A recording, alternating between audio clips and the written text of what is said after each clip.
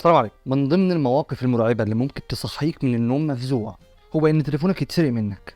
من الاخر جايب لك حل من ضمن حلول كتير، بس ده يعتبر من التوب. ابلكيشن ما بعملوش اعلان خالص، بس لو صحاب الابلكيشن عايزين يتواصلوا معايا فاهلا بالرزق. المهم الابلكيشن ده يعتبر فيه كل حاجه. اول حاجه لو حد سرق تليفونك مش هيعرف يقفله، ودي مهمه قوي. بدل ما ياخده كده يروح قافله مره واحده، لا مش هيعرف يقفله. فاول ما يحاول يقفله هيحصل ايه؟ التليفون هيلقط صوره لحظتها، وهيبعت صوره اللي سرق والمكان بتاعه على رقم تليفون انت مسجله من الاول، حاطط رقم اخوك مثلا، رقم حد من اسرتك. اول ما التليفون بتاعك يتسرق لا قدر الله يحاول يقفله، التليفون ياخد صوره ومكان للشخص ده. الحاجه التانيه انه بيمنع الحرامي انه يعمل التليفون وضع طيران. انا هحط لكم لينك للابلكيشن مباشر من جوجل بلاي عشان ما تنزلوش لا نسخه مضروبه ولا مزوره او مزيفه. هحط لكم لينك مباشر من جوجل بلاي تدخل عليه تنزل الابلكيشن على طول. الابلكيشن اصلا نازل 5 مليون مره وتقييماته في السماء. المهم نكمل. وبصوا الميزه دي خاصيه مراقبه ان العربيه تعمل حادثه. لا قدر الله في عربيه حصل حادثه، الابلكيشن ده بيعرف وبياخد باله وبيبعت رساله للرقم اللي انت مسجله الاول وبيبعت لوكيشن. في بقى خاصيه انك تقفل الابلكيشنز اللي جوه التليفون برقم سر، دي حاجه اضافيه كده. فالابلكيشن بيعمل الحاجات دي وحاجات تانيه كتير هتكتشفوها لما تنزلوه ان شاء الله.